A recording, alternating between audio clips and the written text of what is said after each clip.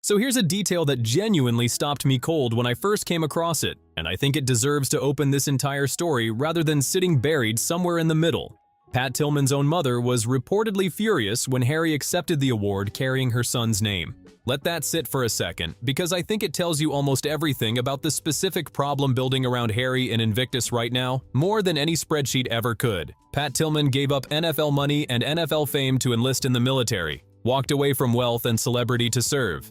And here's Harry, by his mother's own account, having done something close to the reverse. Walked away from royal duty and stepped straight into wealth and fame. She reportedly said exactly that, plainly, and a lot of veterans reportedly feel precisely the same way. I think a lot of people were really upset over not just Harry's nonsense of saying, I'm a target of a terror attack, but I'm going to Birmingham. So, of course, which I can like, tell you is a very sketchy English city. Yeah, but it's honestly like, okay, Harry, you're talking to actual soldiers who saw battle and they already have PTSD.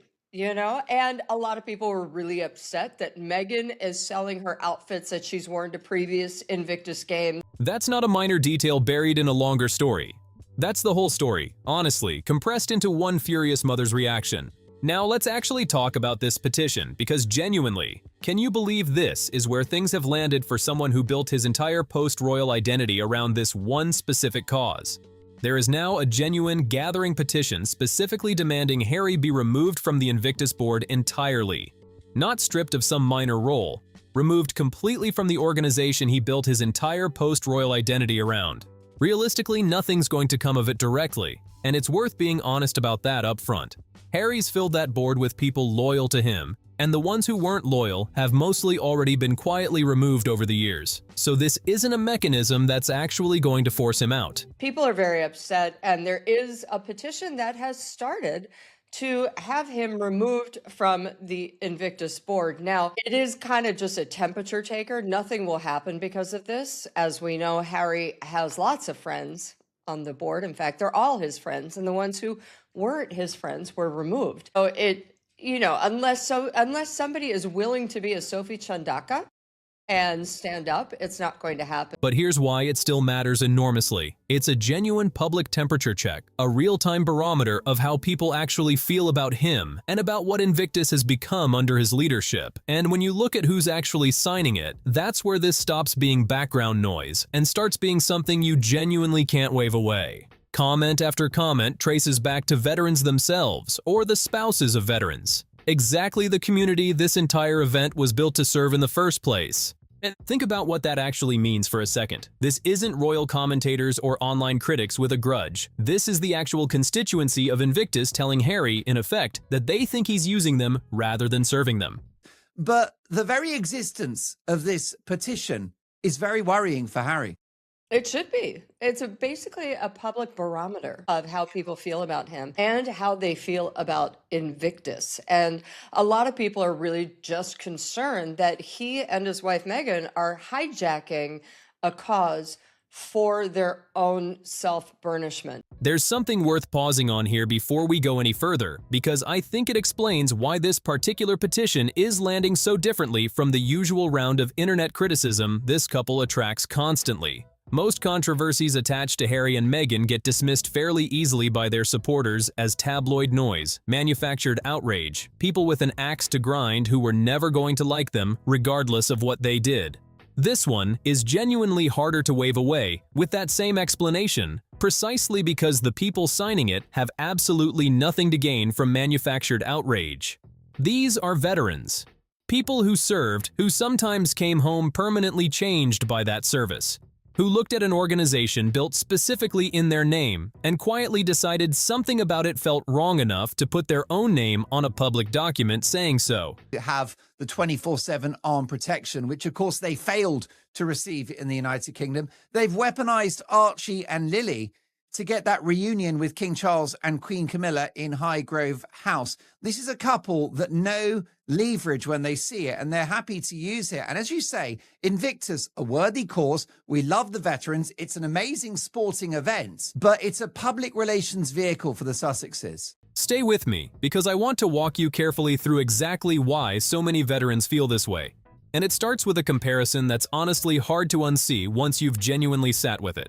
Look at the American Warrior Games, which is literally the event Invictus was modeled on. More competitors participate in Warrior Games than in Invictus. Everyone's insured, everyone's flights, hotels, everything gets covered properly, and the entire thing runs on $2 to $3 million a year.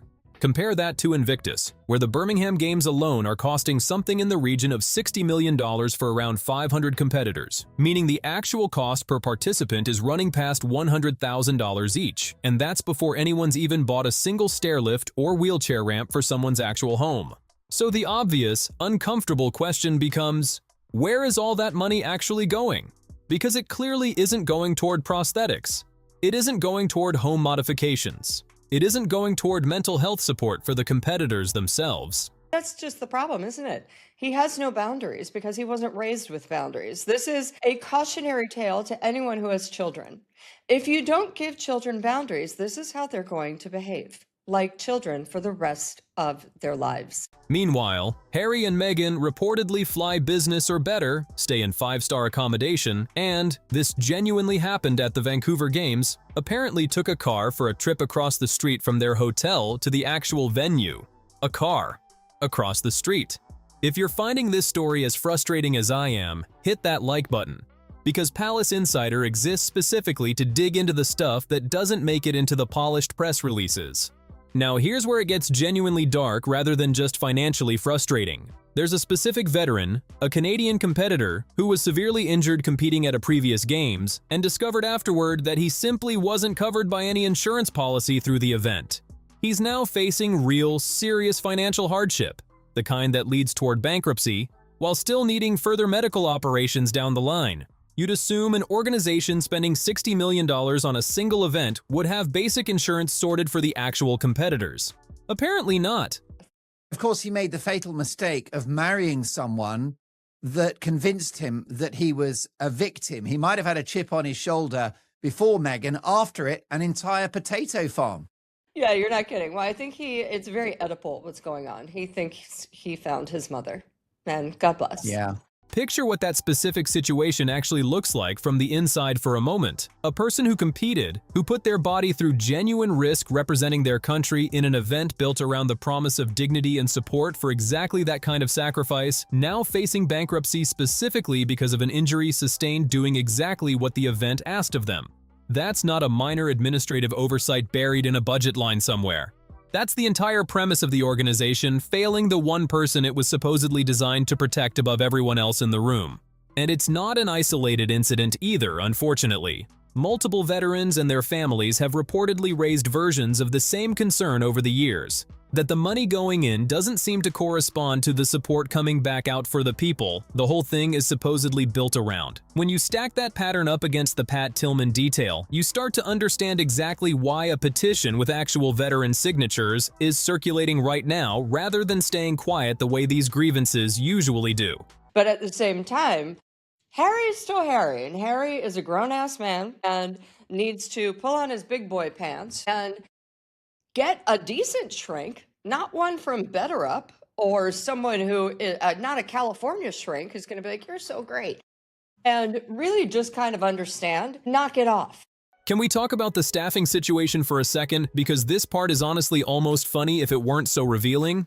Reportedly, when the organization went looking for a head of marketing for Birmingham ahead of the games, they approached several genuinely qualified, experienced candidates, the kind of people who normally command serious six-figure salaries. And according to one account, they weren't even initially told who the role was actually for. Once candidates figured out it was Harry and Invictus specifically, more than one reportedly said something close to, "I have my own reputation to protect," and declined on the spot. The calls apparently got cut short more than once. Eventually, they ended up hiring someone considerably more junior on a considerably smaller salary because the qualified people simply didn't want their name attached. And the most experienced person actually on staff, someone with genuine decades of charity sector experience, quit after a relatively short stretch. She left with the now familiar, slightly hollow-sounding phrase about having accomplished what she came to do. People who genuinely know the charity world will tell you, professionals like that don't walk away from a project midstream unless something underneath the surface has become genuinely untenable. Well, I think the veterans are really annoyed that they are being used for someone else's glory. It's worth stepping back for a second and asking the genuinely uncomfortable version of this question directly. If this were literally any other charity, run by literally anyone else, and this exact pattern emerged: insurance gaps for injured participants, unexplained cost overruns running roughly 20 times higher than a comparable event, qualified staff reportedly declining roles specifically to protect their own reputation, how quickly would that organization face real regulatory scrutiny? The answer is probably considerably faster than what's actually happening here. Part of what's protecting Invictus from that level of scrutiny is precisely the thing that also makes it vulnerable in a different way. It's wrapped so tightly around one specific, famous, protected individual that criticizing the organization inevitably means criticizing him directly, and a lot of institutions have historically been reluctant to go there. Now, I want to actually try to explain why Harry behaves the way he apparently does, because I think it's genuinely more interesting and more useful than just cataloging complaints one after another, and there's a real substantive theory here worth sitting with properly. Think about Andrew for a second, because the parallel is honestly startling once you see it laid out. Growing up, whenever Andrew messed up, the response was reportedly always some version of smoothing it over, looking the other way, treating it as boyish mischief rather than a real problem needing correction. And Harry got something remarkably similar. Remember the infamous Nazi uniform photo? Even in Harry's own retelling, somehow that ended up being framed as William and Catherine's fault rather than his own. Nothing in this pattern is ever really his fault. That's not a coincidence. That's what happens, repeatedly and reliably, when a child grows up with essentially no real boundaries and no consequences that actually stick. Here's an interesting wrinkle in that theory, though. William had it considerably harder in some ways, precisely because he was the heir rather than the spare. He had his grandmother directly involved in shaping him, holding him to a standard day after day because everyone around him understood he'd eventually carry real institutional weight. Harry didn't get nearly the same degree of that. If anything, the family's instinct seems to have been the opposite. Treat the spare gently, hand him something to keep him occupied and feeling important because there's genuinely less riding on getting it exactly right with him. Invictus itself, in this reading, exists partly because Harry needed something meaningful to occupy his time after leaving the military. Not necessarily because it sprang from his own original idea in the first place. And that theory has real traction. There's a genuine suggestion floating around that Invictus wasn't actually Harry's own concept at all, that the actual idea originated with people inside the palace machine, watching him after his army service and recognizing he needed a defined project, then essentially building the entire framework and handing it to him fully formed. Harry, by this account, mostly showed up, said this looks great, and let an existing team of advisors and palace professionals do the genuinely difficult architectural work of building something real out of it. Now, let's talk about the marriage, because I think this part explains a huge amount about why Harry behaves the way he currently does, even beyond the childhood pattern. There's a theory, and it's genuinely worth hearing out even if it sounds harsh on paper, that Harry was already carrying real emotional damage from childhood before he ever met Meghan, and that Meghan specifically recognized that vulnerability and used it. The pattern described is almost textbook. Identify someone's deepest insecurity, then flood them with intense validation and admiration specifically targeting that exact wound, until they become convinced they've found the one person who finally, truly understands them.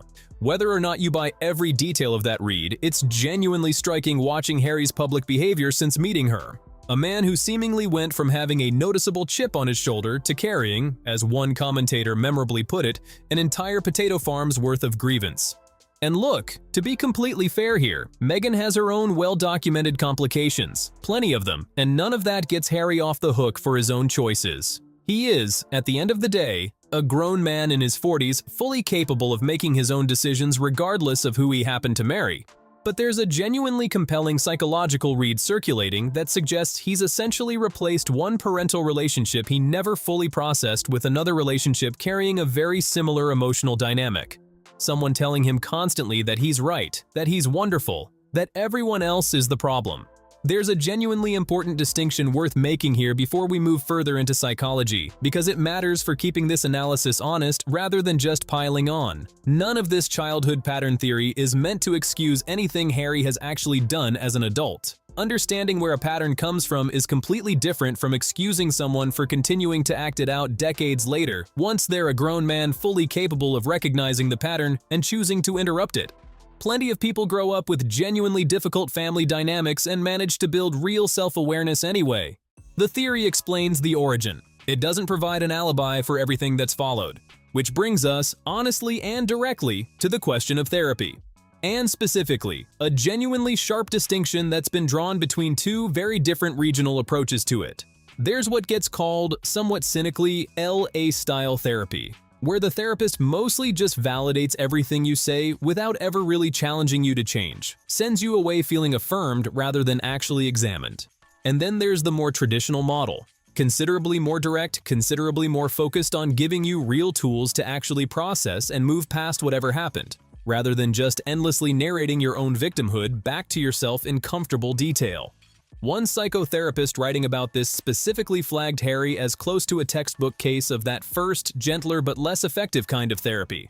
Someone who's become extremely skilled at describing his own pain with real precision, but who never seems to actually move past it, stuck permanently narrating rather than genuinely healing.